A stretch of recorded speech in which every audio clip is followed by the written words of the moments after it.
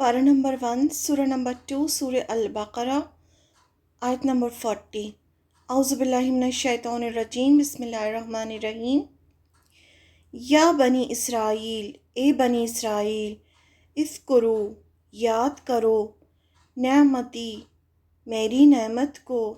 अल्लती, वो जो, अनअमतु, इनाम की मैंने, अलैकुम, तुम पर, व औफू, और पूरा करो, बिअहदी, मेरे अहद को, ऊफ़ी, मैं पूरा करूँगा, बिअहदिकुम, तुम्हारे अहद को, व इय्याया, और सिर्फ मुझ ही से, फरहबून, बस डरो मुझसे, फरहबूनी, बस डरो मुझसे। ए बनी इसराइल, ज़रा याद करो मेरी नेमत को जो मैंने तुमको अता की थी। मेरे साथ तुम्हारा जो अहद था उसे पूरा करो, तो मैं जो अहद तुम्हारे साथ था उसे मैं पूरा करूँगा,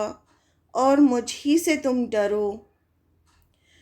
O children of Israel, remember my favor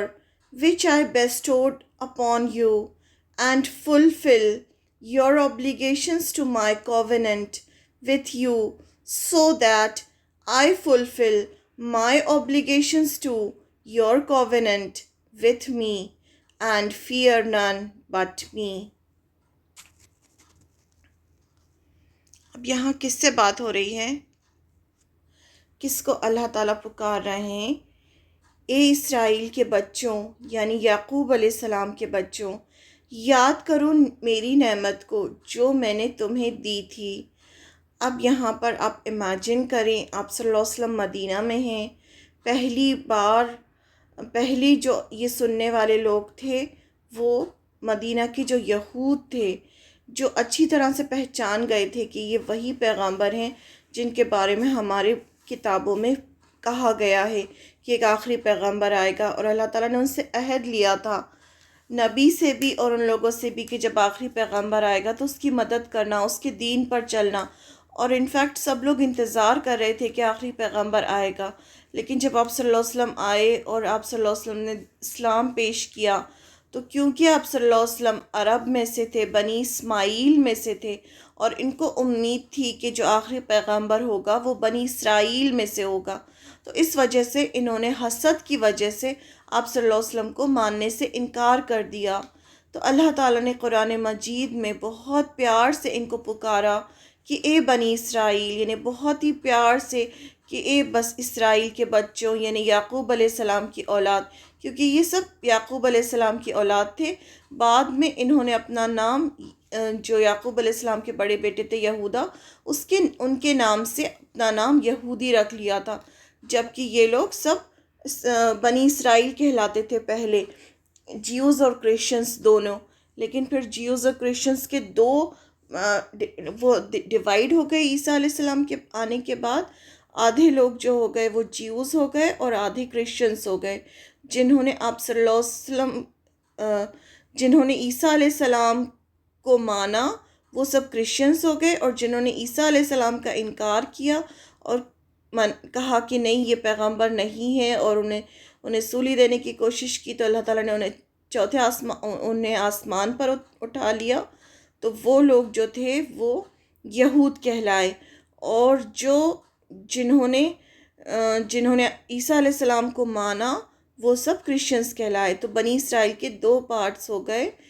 آدھے جیوز ہو گئے، آدھے کرسچنس ہو گئے۔ تو یہاں اللہ تعالیٰ انہی کو وہ سب باتیں یاد دلا رہے ہیں جو ان کی کتابوں میں تھی، اور یہ بہت بڑا پروف تھا کہ آپ صلی اللہ علیہ وسلم اللہ کے پیغمبر ہیں، کیونکہ آپ صلی اللہ علیہ وسلم کو تو یہ سب چیزیں نہیں پتہ تھی نا۔ آپ صلی اللہ علیہ وسلم تو امی تھے، یعنی آپ تو پڑھے لکھے بھی نہیں تھے، آپ کو تو یہ ان کی ہسٹری کیسے پتہ ہوتی؟ تو یہ اتنا بڑا پروف تھا کہ اللہ تعالیٰ آپ کو بتا رہے تھے، اور قرآن مجید کی آیتیں نازل ہو رہی تھیں، جبریل علیہ السلام آیتیں لے کر آتے تھے، اور آپ صلی اللہ علیہ وسلم قرآن بیان کرتے تھے۔ تو یہ اس لیے تاکہ ان لوگوں کو یقین ہو جائے کہ یہی وہ پیغمبر ہیں جن کا وہ انتظار کر رہے تھے۔ تو اس آیت میں بہت پیار سے اللہ تعالیٰ نے ان کو پکارا کہ اے اسرائیل کے بچوں، یعنی یعقوب علیہ السلام کے بچوں، یاد کرو میری نعمت کو جو میں نے تمہیں دی تھی۔ انہیں یاد دلایا جا رہا ہے کہ میں نے تمہیں کتنی نعمتیں دی تھیں، یعنی فرعون کے ظلم سے نجات دی، سمندر کو پھاڑ دیا کہ تم پار کر لو، پھر تمہیں تورات دی، پھر صحرا میں من اور سلوہ اتارا، پھر 12 چشموں سے پانی دیا، ہدایت کے لیے اتنے سارے پیغامبر بھیجے، داؤد علیہ السلام، سلیمان علیہ السلام، ان سب کو اللہ تعالیٰ نے بنی اسرائیل میں ہی پہنچایا تھا،